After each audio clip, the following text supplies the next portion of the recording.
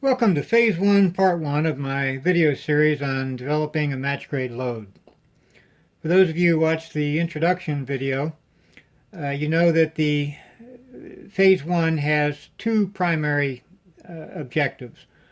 One is we want to fireform some cases. Now, I've got 200 Hornady match grade 308 Winchester cases.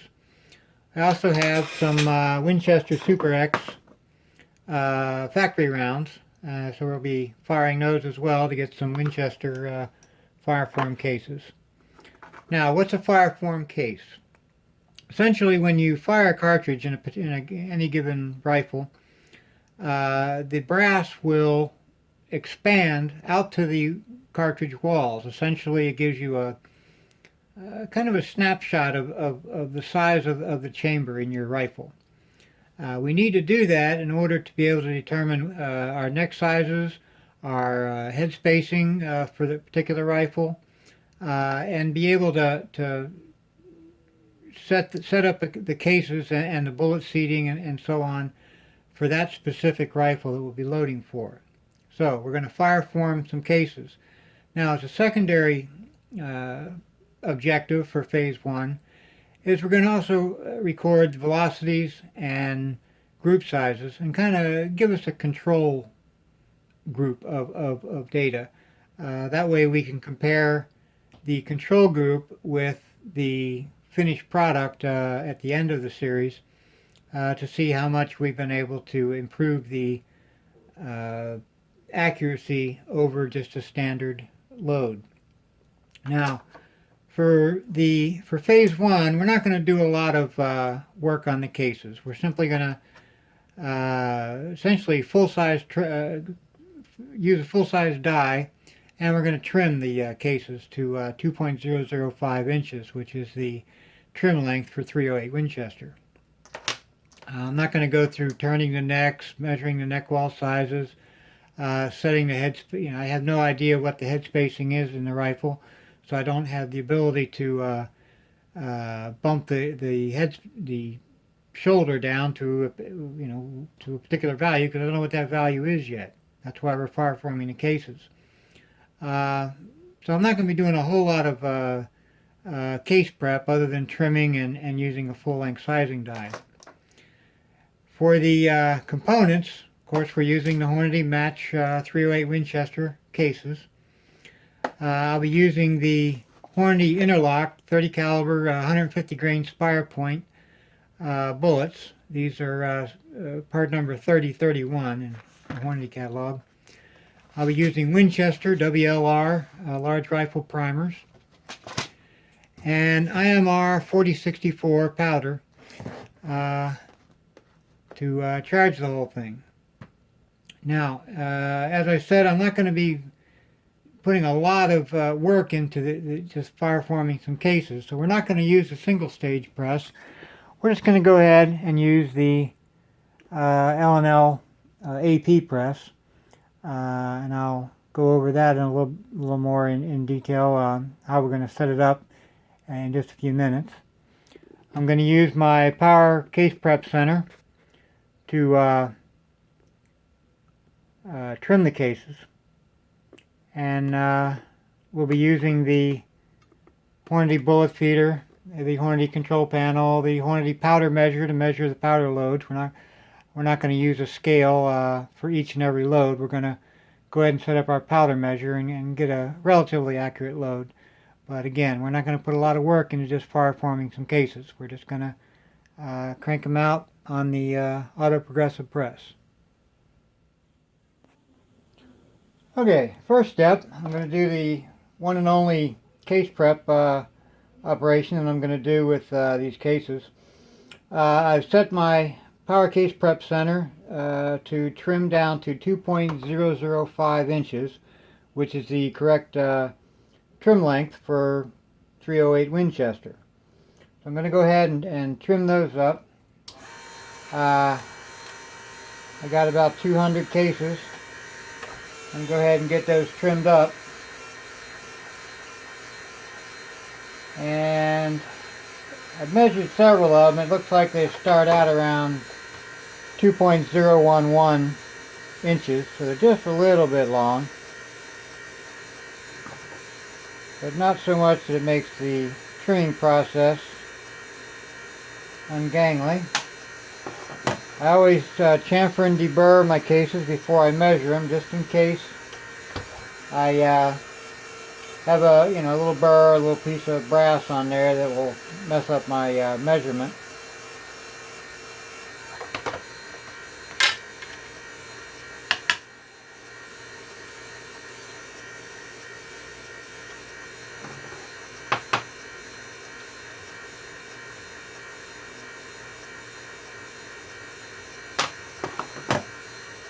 Good.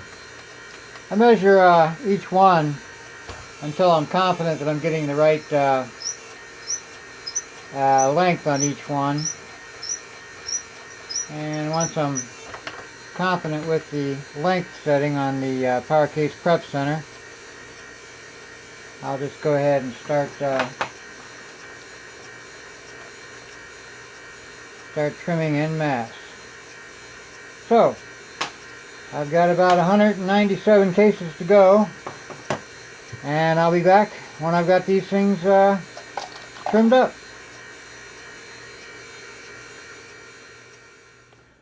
Okay, I've started setting up my Hornady Lock and Load AP press for a 30 caliber, 308 Winchester. I've installed the shell plate number 1 for 308 Winchester. I've got the primer, the large primer punch installed. I've set up my case feeder all the way up here at the top for large rifle cases. I've got the large tube here, all of the components that I need for feeding 308 cartridges. I have installed the rifle cartridge block on the transfer block. When you use longer cases like rifle cases, you need this extension block on here. The video I did on case feeders did not use this block because we were doing 45 caliber 45 auto cases. And I've got down here at the bottom, I've got the V block number 4, which is coincidentally the same one we used for 45 auto in my video, but it's also used for 308. I've got my primer tube filled with large rifle primers. I've got my powder measure installed. I don't have the powder in it yet. I'll do that near the end when we get everything else set up. Powder cops installed. I've got my full-length sizer die in station number 1. And for you reloaders who know about reloading rifle cartridges, you probably notice that there's a problem here, or something a little amiss, and I'll explain that in more detail in a minute. Now, I don't have my seating die yet. You'll notice my rifle bullet feeder isn't connected to anything yet.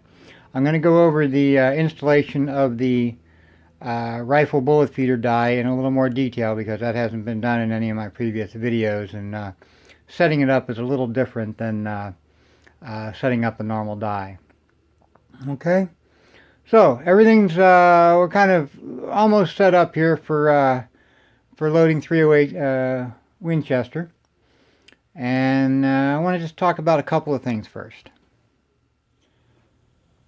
First thing I want to mention, I'm using a full-length sizing die here in station 1. Now, as I mentioned, for those of you familiar with loading rifle cartridges, typically you would size the case first and then trim it. The reason being is that the sizing die, by full-length sizing a case, tends to cause the brass to flow up into the neck of the case, making the neck a little longer, which means that the overall case length is a little long. So you trim it down, in this case to 2.005 inches after you size it. In this case, I've trimmed the cases first, and then I'm going to put them into the case feeder and run them through the sizing die. a little backwards. Simply sizing the case once isn't going to elongate the case such that it becomes too long. The maximum case length for 308 Winchester is 2.015 inches. In other words, it's 10,000ths of an inch. So simply sizing the case once isn't going to cause it to become more than 10,000ths of an inch longer. So it's okay in this case, since I'm using a case feeder and not a progressive press, that I've trimmed the cases first and then I'm sizing them. When we do our accuracy load in phase 2, we'll be sizing the cases first and then trimming, which is more what you would expect the normal process to be. The second issue that you rifle reloaders may have noticed is that since we're using a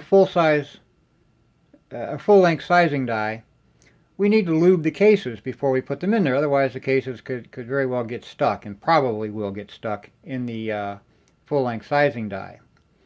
Now, we're using a case feeder, and if we were to use, say, an oil-based lube or a wax-based lube, that's going to get into the mechanism of our case feeder. It's going to get into the sorting tub. It's going to get, on the inside of that clear plastic tube. It's going to get into the works of the transfer block and just gunk up everything. Oil-based lubes and wax-based lubes tend to gather dirt, powder, debris, things like that, and it's going to eventually gunk up our system. The plastic tube, that clear plastic tube, is also a pain in the butt to clean if you've got case lube coating the sides of it. So the solution to that, what I use is a Hornady one-shot case lube. Now this is a dry lube. It's more like a Teflon or graphite-based lube as opposed to petroleum or wax.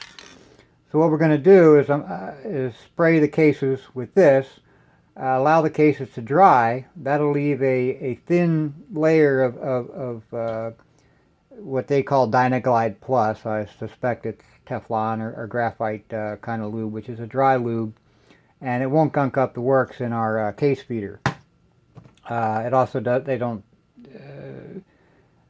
gather dirt and cause powder and debris to stick to things. So that's the way to go if you're using a case feeder with rifle cartridges and a full-length sizing die.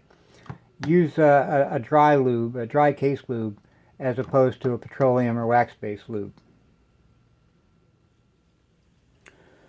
Okay, so we're going to go around the various stations on the press and make sure everything is set up properly for our reloading run here. Now I've got all of my brass trimmed to 2.005 inches. They've been chamfered, deburred. Everything looks real good. Now I'm going to do about 50 at a time here. You don't want to put too many cases in your case feeder, because even though it will hold quite a few cases, it is possible to overload it, and that'll cause the plate to stop rotating, and it won't load our cases into the tube properly. So I'm just going to do 50 at a time here. First thing I need to do is to lube them up. Now I'm going to use Hornady one-shot case lube. I'm going to spray a little on, rotate them a little bit, spray a little bit more on, make sure I get both sides of the cases.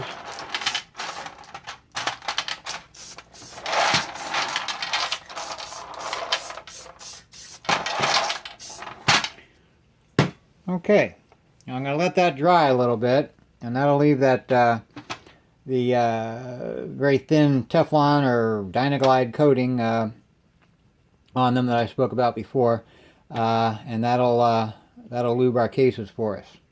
So I'm going to let those dry, and then I'm going to pour them into the case feeder, and we'll check out our case feeder. Okay, I've loaded the cases into the case hopper, and let's just make sure that they're going to drop down properly.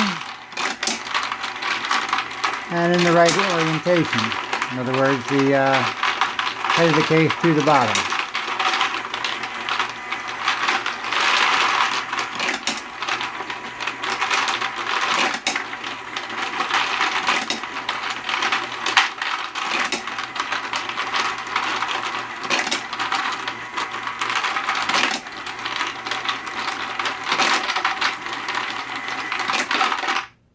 Perfect. So, our case feeder, at the top part of it anyway, is working. Let's come down a little bit and make sure that it's feeding the cases properly. I'll go ahead and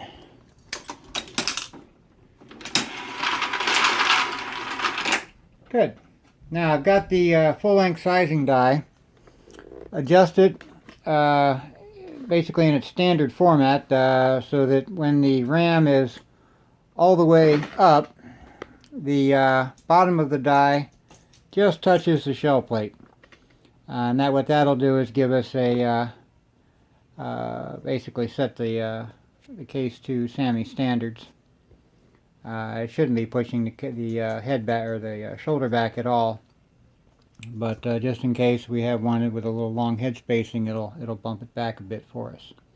Okay, I've got the primer tube set up, ready to go. I've got the powder hopper set up. I've got the rifle rotor in it. I've got the micro adjustable powder adjustment set up to get the proper powder charge. I've got my powder cop set up. So let's test the system at least that far into it. So come up nice and smooth in and out of the full-length sizing die. Oh, didn't quite get that on there just right.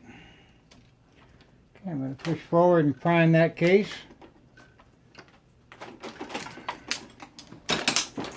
Get a powder charge. Load the next case. Prime it. Bring it along. You see that our powder cop is doing its job. I get a visual indication that I do have a proper powder charge. So the system is working at least to that point, where we are getting a powder charge, we're getting a primer, and we're getting good visual indication on the powder cop. Now I've measured the powder probably 20-30 times already to make sure that the powder drop is dropping the proper powder charge. So I'm not too worried about that.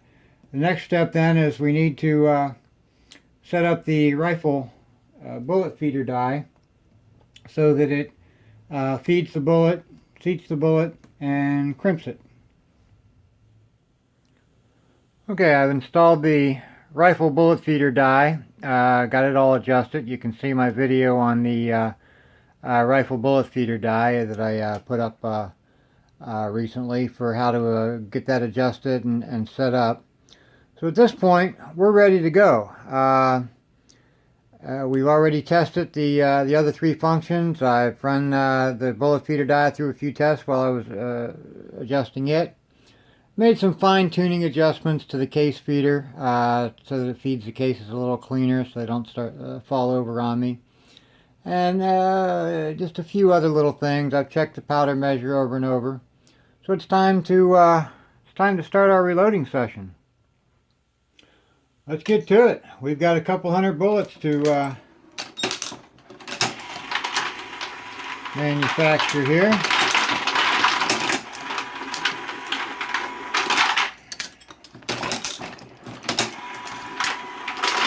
See, the cases are being fed a little bit more securely into the shell holder.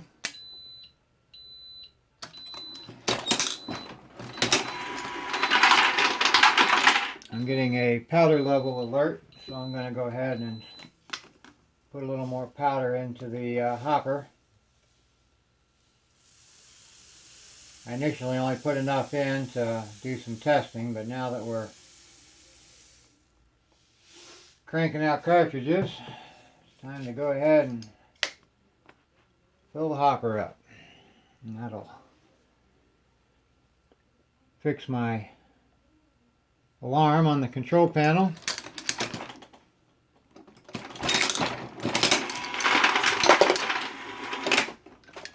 And here we go. Bullet feeder is working perfectly. Case feeder is working perfectly.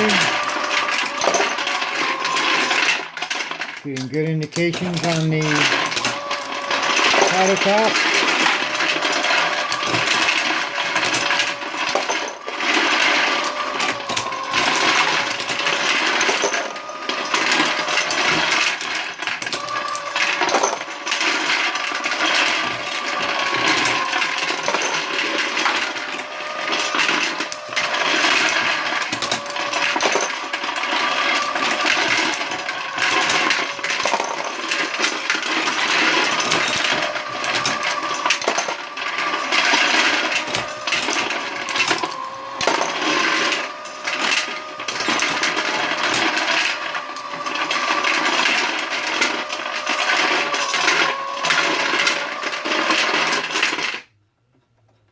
Gets a little loud with that bullet feeder. I'm going to go ahead and remove my case feeder activation rod here and finish up what's in the system.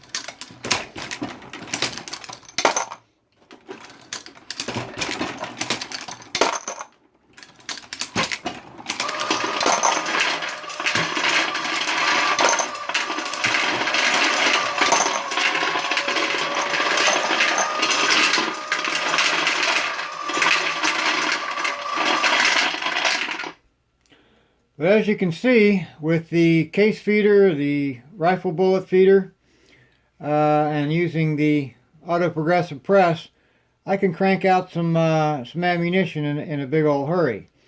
Like I said, we're only looking to fire form some cases, so whenever I'm looking to just create some cartridges for plinking or for just, you know, shooting cans, things like that, I use my auto progressive press.